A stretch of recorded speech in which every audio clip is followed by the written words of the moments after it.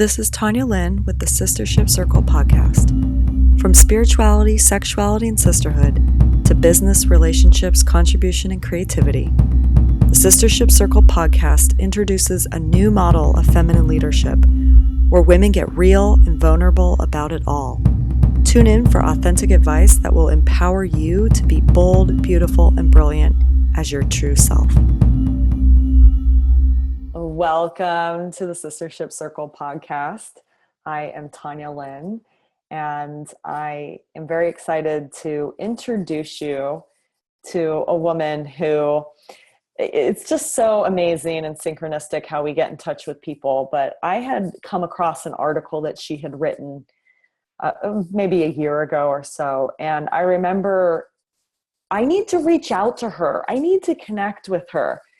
And I've actually used her article while in Circle. And this article is specifically about the mother wound. And so when I saw her, someone was talking about her on Facebook, I said, okay, universe wants me to connect with this woman. So I'm going to reach out. And so here we are. And I get to interview her on this really, really important and powerful topic of the mother wound. And if you're feeling like oh God, I don't really want to go there, don't worry, this is going to be gentle. And really the outcome of us talking about the mother wound is getting connected with the mother essence of unconditional love and acceptance. So let me share with you about our incredible guest today. Bethany Webster is a writer, transformational coach, international speaker, and what you can call a midwife of the heart. I love that. Her work is focused on helping women heal the mother wound so that they can fully step into their divine feminine power and potential. So welcome, Bethany. I am absolutely thrilled that we get to have this conversation today. Thank you for having me, Tanya. It's so exciting to be here. Okay, before we dive into the mother wound, we're not going to just dive into the deep end. I'd love for you to share a little bit about who you are and just to help build some context here of your personal journey and the work that you do in the world, like how you got to this place today. Yeah, sure. I'd love to. I got to be doing this work. It's kind of a magical journey. I never expected to be teaching about the mother wound. It's really the result of me being on a really long healing journey myself. When I was 19, I got unexpectedly pregnant and had an abortion. And I was like, okay, it was a wake-up call. Like, what do I do with my life? What am I looking for? Who am I? So I got into therapy and on a spiritual path. And just started working on myself. But in those beginning years, I really avoided looking at the relationship with my mother. I knew there was some painful stuff there, but it just seemed too big to unpack. It just seemed too big to look into.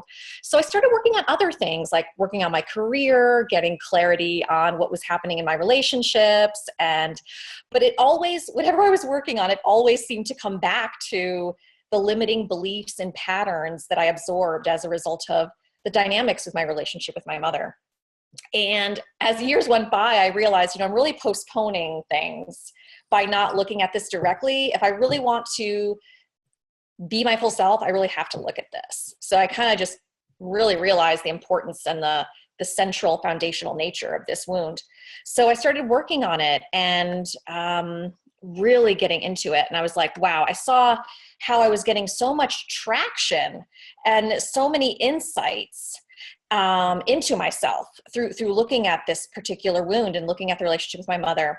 And then something kind of magical happened along the way while I was pretty deep into my process, which was I began to see that the deeper I went into healing my mother wound and really working through some of the emotions and beliefs that were in there, the more I felt in my bones kind of reconnected with life itself. I began to feel like I really belonged in my body.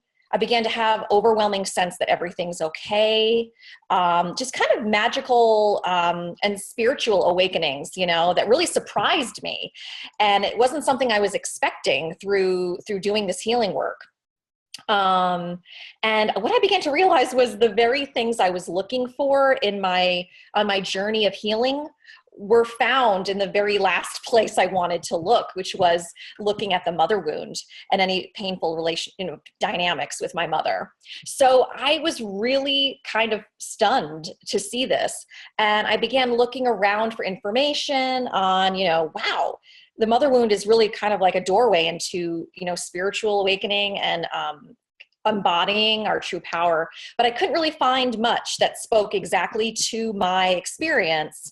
So I decided I needed to write about this. And so, and I was working at a university at the time, and I was like furiously blogging. I was just like, I need to blog about this and get the message out there. And so fast forward, to today, and I've been, I've developed a process that helps other women heal the mother wound, a 7-step process. And so I teach this in online courses as well as in workshops, and I also do private coaching. But what I've seen time and time again now is that this issue of the mother wound that's still pretty taboo in our culture is actually the most potent, I think, the most potent access point for us as women to truly realize and embody our full divine feminine power. And that this intergenerational piece around our mothers is really what liberates us, not only just ourselves personally, but also our culture and how it treats women, as well as our mothers, going back in the generations. Yeah. And I want to talk about why is it so taboo in our culture? And so this actually would be a great time for you to introduce what is the mother wound and why is it so taboo? Absolutely. How I see it, Tanya, is that the mother wound is really a product. It's a result of the patriarchy. So generally speaking, this just means we are living in a culture that tells women that they're less than, and it tells men that their feminine aspects are inferior. So this is kind of the atmosphere that mothers and daughters have been living with each other. And this whole idea of women as less than, even in the word itself, it creates a scarcity. And it creates this feeling of scarcity of personal power between mother and daughter, where there's this sense that only one of us can be powerful, only one of us can be loved. So it sets up a weird dynamic, like a distorted power dynamic between mothers and daughters. And it's not just on the personal level. I really see the mother wound is also on the cultural level. It's how mothers and daughters have process this pain through the generations of being less than. And it's also there's a spiritual aspect to the mother wound. And the reason why is because in those first days and moments of our lives, our mothers, our mother was body, mother was world, mother was food. So we really transfer whatever painful dynamics were between ourselves and our mothers from the earliest moments, it gets really projected onto life itself. And so as we heal this wound with our mothers, not with her necessarily, but within us, it's really a wound in us as daughters. As we heal that, we also help to reconnect ourselves with life itself and be more capable of feeling our oneness with all beings. It's almost like it's a big wound. It's so big that when we enter into it consciously, it really cracks us open into a whole new level of compassion. I think there's an evolutionary gift in the mother wound. And because the mother wound is a product of patriarchy, I mean, we're seeing patriarchal institutions all around us falling. The media, the governments, things are really in chaos right now.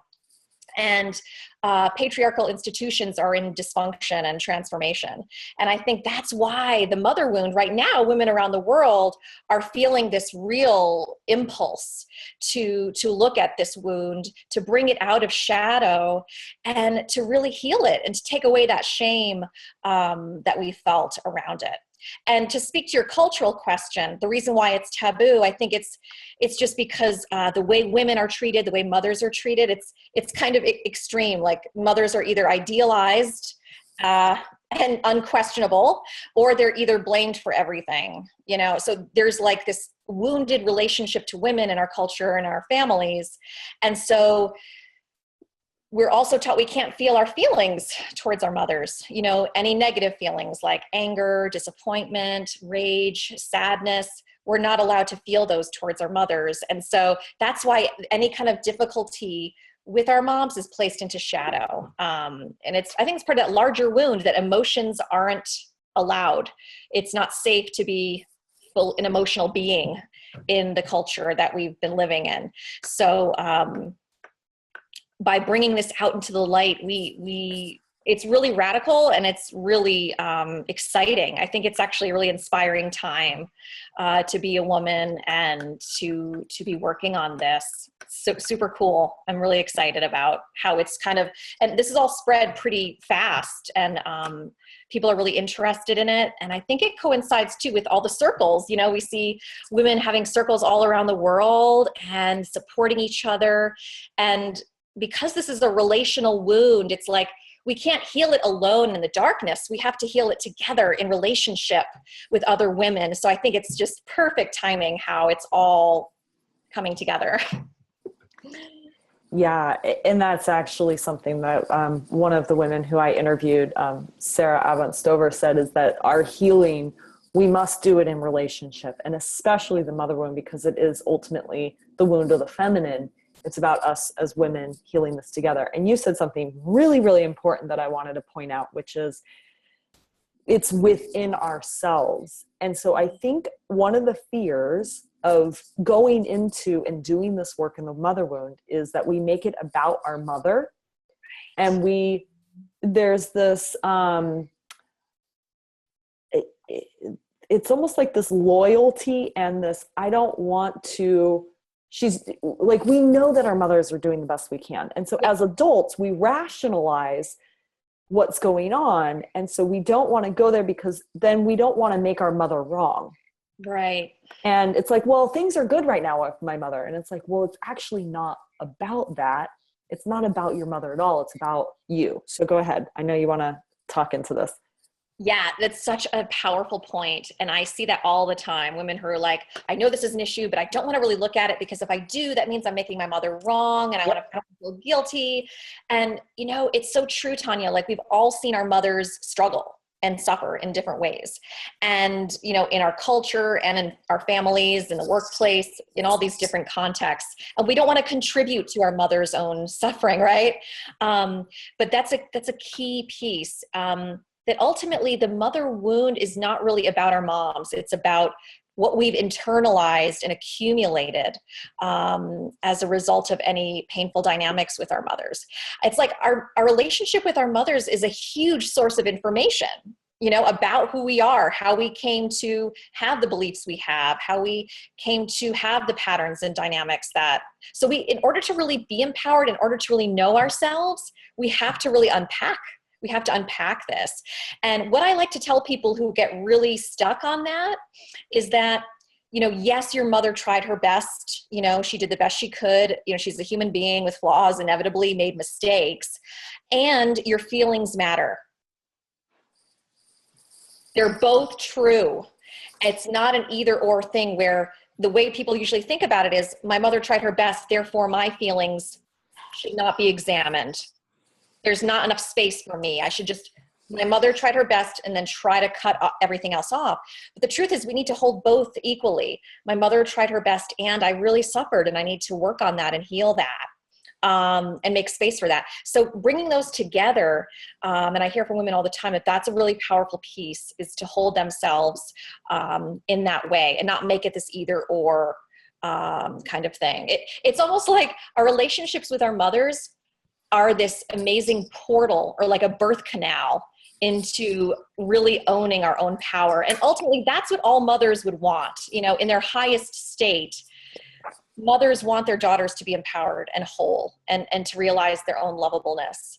And so it's kind of a beautiful paradox, you know, that we have to look at the shadow in order to embody the light, and to temporarily suspend our need to please our mothers, to appear, you know, polite and loving. We have to move beyond that and hold space for all the stuff for our own healing.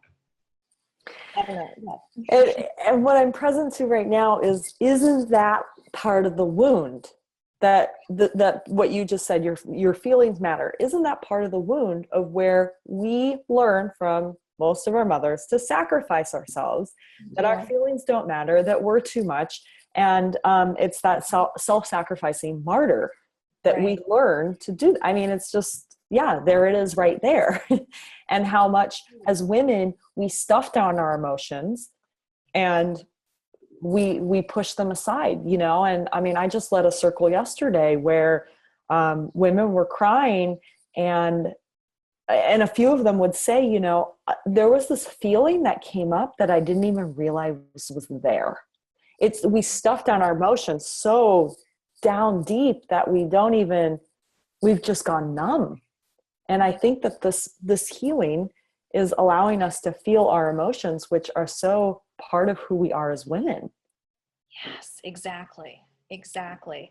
It's like we've learned to internalize, you know, our mothers had to internalize some forms of patriarchy, or, you know, pushing ourselves down, devaluing ourselves in order to survive. And many mothers passed that along, not because they were trying to keep us down necessarily, but they were trying to like protect us, right, from being hurt. So a lot of this is unintentional and well-meaning. And so it's up to us, you know, after we've received this and we can see it in ourselves, how quickly we shut down. It's like, yeah, we have to just hold that space to, rather than shut ourselves down automatically, to just be there with what's vibrating, with what's coming up. And what I like to teach in my work is how we can mother ourselves, mother what comes up, see all of our emotions coming up as not something to shut down and push away, but really as sources of wisdom, you know, as infinitely lovable parts of ourselves. They're always trying to keep us safe, and to develop enough of that inner structure within us and trust. And this is done through, you know, little step by little step. We just lean into it, you know, a little bit over time, but developing that loving, compassionate relationship to our own emotions. And then over time, what happens is we begin to realize that no painful emotion can truly harm us. Because I think that was the feeling as kids, is when we feel sadness, it can feel so overwhelming and completely shake our nervous system. And so then as adults, we're afraid of feeling that because we feel like we're going to just be so derailed, and literally like it might even kill us. Like it's just so overwhelming. Mm-hmm. And what I found from my own journey is, you know, the more that I can feel, the more I actually allow myself to go into sadness and anger, the more capacity I have to feel the other side of the spectrum, the joy and the love. And I remember when I first started to go into my own mother wound and do my own work, really going deep into the grief, because I've been good at being in my anger and expressing that, but to actually crack through that, to get to the grief, it felt like a flood. That grief was so strong and so overwhelming, and I literally thought I was going to drown in it. But the more that I just allowed it to come through, the more I was like, oh, okay, so it's like a river, you know, or not a river, but yeah, a flood. Like, it may be overwhelming. It might come through, but then it dissipates. And it's not as strong and it's not overbearing anymore. And I can just feel it now and fully feel it. And it doesn't overtake me in the way that it used to, or the way that I thought it would. Yeah, absolutely. It's so true what you're describing. And I've seen that happen with my clients too. And I feel like what a key thing with getting support, it's really important to get support when you're doing this work. And I think, you know, there's another healing right there, right? Is to break that taboo that we shouldn't get support, that we should do everything by ourselves. But yeah, I find too with the grieving process that people can go one of two ways. Sometimes they can go into despair, and or they can go into grief. Those are two kind of different things. If you're going into the despair place, it's usually because you have thoughts running that are coming from the wound that say, oh my gosh, I'm never going to heal this. Here I am again. There's something wrong with me. I thought I worked through this, or I'm such a bad person. You know, thoughts like that can actually further entrench you and keep you feeling stuck. The difference between that and grief is that when you're in a truly healing grief space, you're able to contact thoughts that really support your journey, that really help you to put it in the proper context, which that is, this is the grief from my history. This is from my past, and I'm feeling it right now, which is healing, which is helping me, and really nurturing yourself through it. So, thoughts that are in alignment with self-care, with self-acceptance, embracing yourself, giving yourself time and space to grieve. That's when it puts the sadness in a place where you actually move forward. It's almost like grief feels like relief. As you're grieving, you can feel the pain, and you can also simultaneously feel the support too. Even if it's only a little bit, you can still contact that sense of support. So I just wanted to mention that, because that's a place I see people get stuck, is if they're feeling stuck in grief, it's because there's some thoughts that might need to be tweaked to help you move through it and put it in its context, so that you can benefit from the spaciousness that grief really provides when we really do contact the pain. And I think contacting the pain and the grief is so healing. Some people think, well, oh my God, I thought I was healing, and now I feel like awful, like I feel like I'm going backwards. But it's interesting, on the healing journey, the stronger you become, sometimes the stuff that comes up is challenging, even more challenging. So you develop your safe container, which I like to call the inner mother, and more stuff will come up, like grief residues. And it's just because you're ready for a new level. And mothering yourself through it, with compassion and with self-love and inner dialogue, with your inner child, is in developing that sense of trust, is what really helps you to take some powerful quantum leaps with this wound.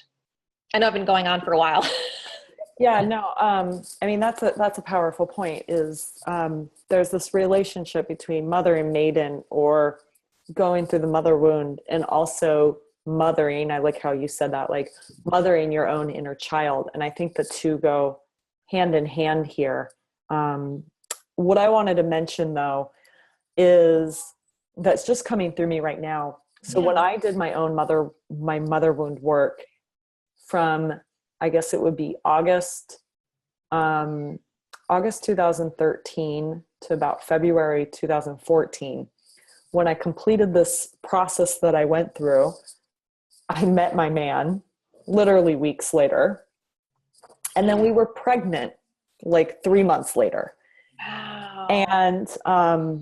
And for me, my biggest piece around my fear of becoming a mother was around that I didn't want to be like my own mother. Sure. And there were some threads there that got to be uncovered and healed. And so for me, it was no coincidence that I was able to get pregnant so fast, and it just like it's just like everything was coming through. Yeah. So I'm just wondering if you've also experienced this with women who you've worked with, who were perhaps experiencing infertility, or weren't sure if they wanted to be a mother, and then after doing this work, then were able to get pregnant, or how related you might see that. Yeah, absolutely. I find that there's no coincidence when a woman is ready to heal the mother wound, that there's something big for her. There's something huge waiting for her. And this is one of my messages. It's like that I want to bring to the world. It's like the mother wound doesn't mean there's something wrong with you. It means that you're ready for probably the biggest transformation of your entire life, because this work, and the women that are attracted to this work are women who are like, have already done, decades of work on themselves. Because I kind of see it like the big push in a birth, it's like the last push, and you're like, oh my God, I thought I don't know if I can do it, but there's so much on the other side. Right. So yeah, I've seen so many cool things happen with women, and even on my own journey, like as you go through it, I was able to have a relationship. It just appeared like clockwork, and it was like exactly what I had been wanting, but had let go of, and said, you know what, I need to be me fully. If this happens or not, I don't care. I'm living my fullness. So I think that the mother wound, as we heal it, it gives us exactly the transformation, the insights, the breakthroughs that we need. It's almost like the wound is like a seed somehow. It has its own intelligence in it. And as you heal each layer, you're given exactly the next layer of insights and revelations and in like full body experiences that you need for the next thing. And it's amazing for me as a coach to watch women go through this and see what it opens up for them. And it's kind of like what you were saying earlier, Tanya, that a lot of it has to do with learning how to say no to things that no longer serve us. To not always feel this compulsion to say yes, to be the nice girl, or to diminish yourself or devalue yourself. It's actually like the opposite. As you get more and more access to your authenticity and to your core self, which I think is what the mother wound really does, it declutters all the debris of limiting beliefs that we've accumulated from our families and from our culture, and creates space whereby we get access to who we really are. We actually get more capable of beholding our own magnificence, and we become aware of our worth. It becomes self-evident, like with each layer. Wow, I can't say yes to the things I used to say yes to. I know, so all these realizations happen. So I'm more and more convinced through the years that the world is being transformed right now as women increasingly say no, to what we thought we had to accept, and see our magnificence, and then make decisions based on our renewed and newly discovered sense of worth and power. So yeah, a lot of the other things I see for results, in terms of results of healing the mother wound, is also an enhanced capacity for pleasure. Like feeling pleasure in one's body, feeling a sense of spaciousness with, accepting and allowing good things into their lives. The mother wound has a way of really capping what we think, the level of happiness we think we can accept. And so as we heal it, we really blow the lid off, those things that say, oh, I can only be so happy, or I can only be, so free, because it feels like, we're hurting our mothers, or we're depriving other people. That whole either or thing gets blown off the top, and I can feel pleasure and joy, and it doesn't take away from someone else. It really opens up for a whole new level of abundance. It's like, I almost see healing the mother wound as a transition from feeling scarcity and not good enough, and there's something wrong with me, and moving into a place of there's more than enough for everybody. I'm worthy of as much good as I want to allow into my life. And so, yeah, it's like stepping into a whole new level of abundance. I love that. I can feel joy, and it doesn't take away from someone else. I wrote that down because it's just such a beautiful reminder of, where I think this is such conditioning that, obviously is coming from the mother wound, is where we feel like we have to dim our light.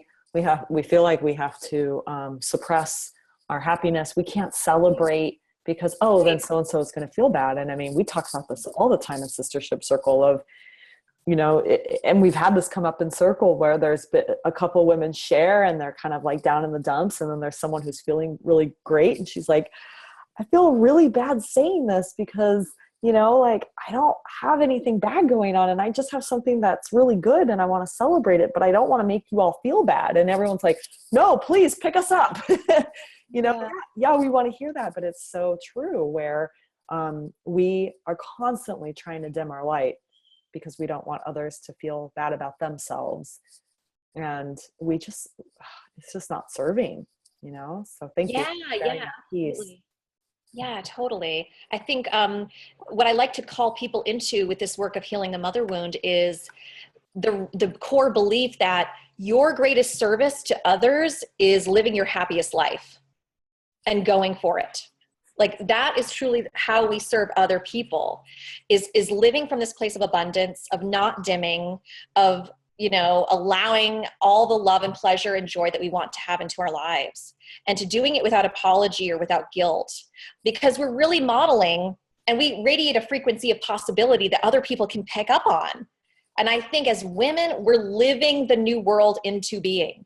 It's not going to be given to us where we just have patterns and models. Like, we are the models. And, you know, the parts of us that say, oh, I can't do that. I can't do that. That's not how it is. That's not how it's done. There's no one else that's going to do it. Like, we are the ones who get to really be on the leading edge and live into it. We live the new possibilities every day. So, and I encourage people to just see our healing journeys as lifelong. You know, it's a lifelong evolution, and it can be fun.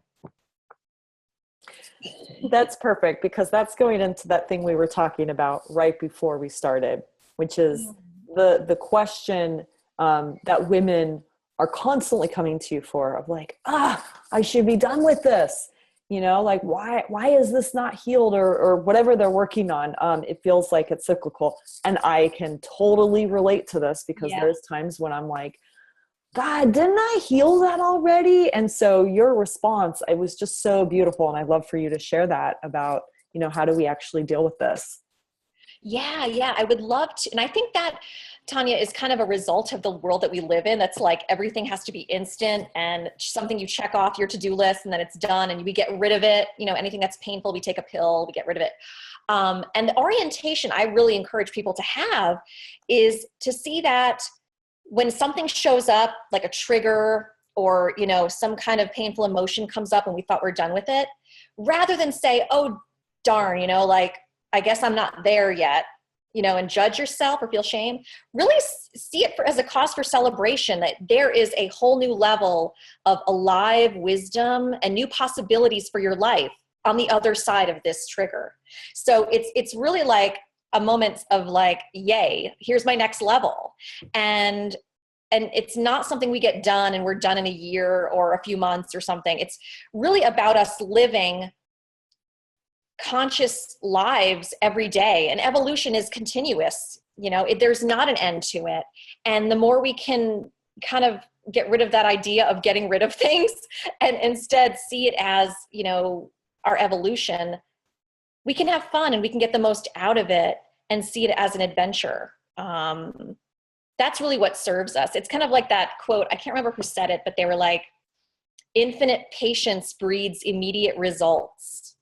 And I really like that, because it's kind of like that paradox that if you just let go and surrender to the process, you get there a lot faster than if you hate the fact that you're not there yet.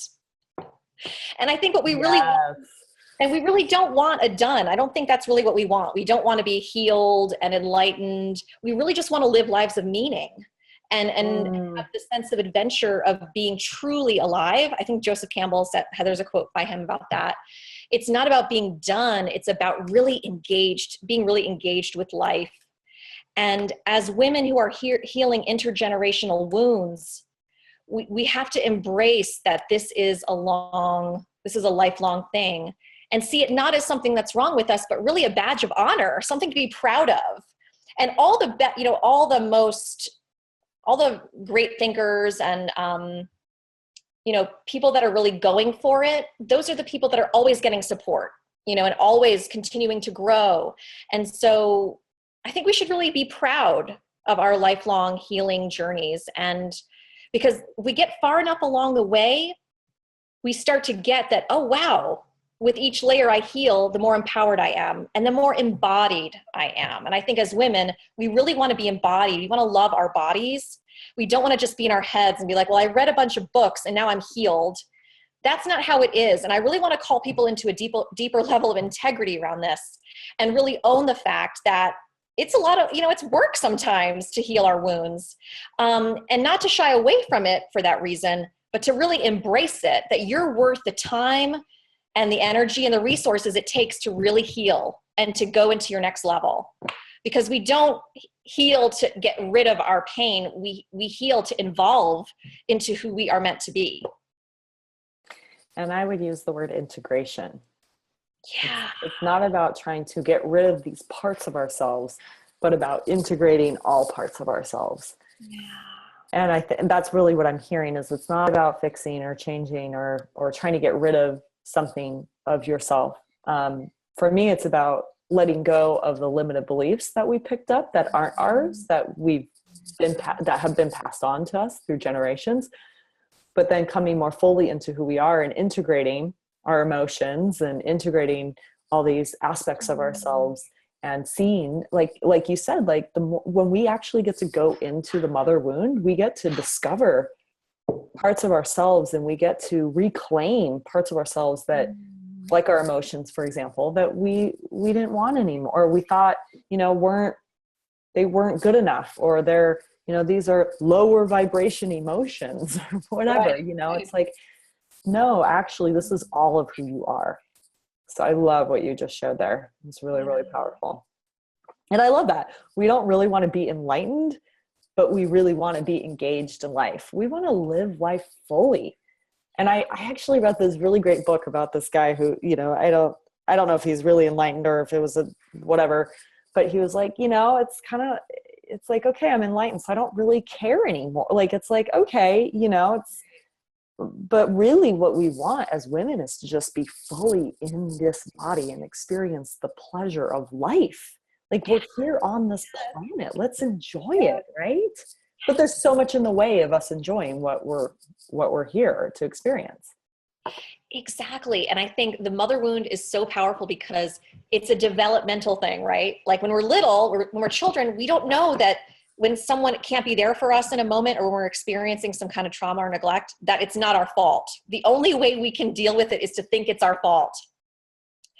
And so if we don't come back to this to rework it, we can spend our whole lives thinking there's something wrong with us. It's almost like we have to go back in when we're ready and find that little girl inside of us and be that woman that we needed when we were little girls, and be that, fairy godmother or whatever, and show up and be like, I'm here for you now. It's safe for you to be you. I'm going to take care of you now and help you be safe and live fully as part of me. I love that. Our adult selves get to be fairy godmothers to our own inner little girls. Yes. How beautiful. How beautiful.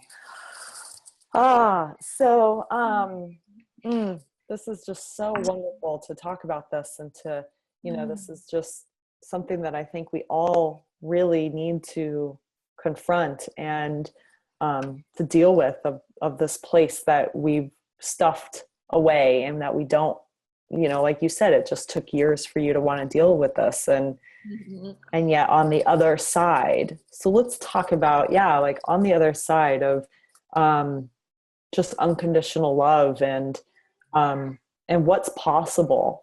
Like, if we could just dream for a moment of what's possible if we all collectively healed this mother wound.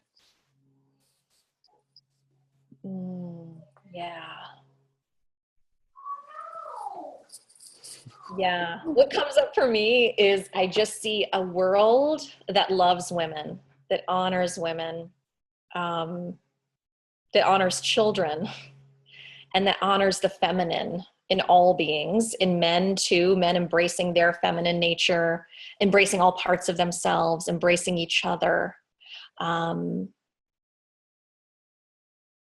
That's what I see. A place really safe and loving for women and girls, and for men to love themselves in their feminine aspects. I had another thought, but it's gone. But that's my first thought. It feels really, really yummy. I love that. I love that.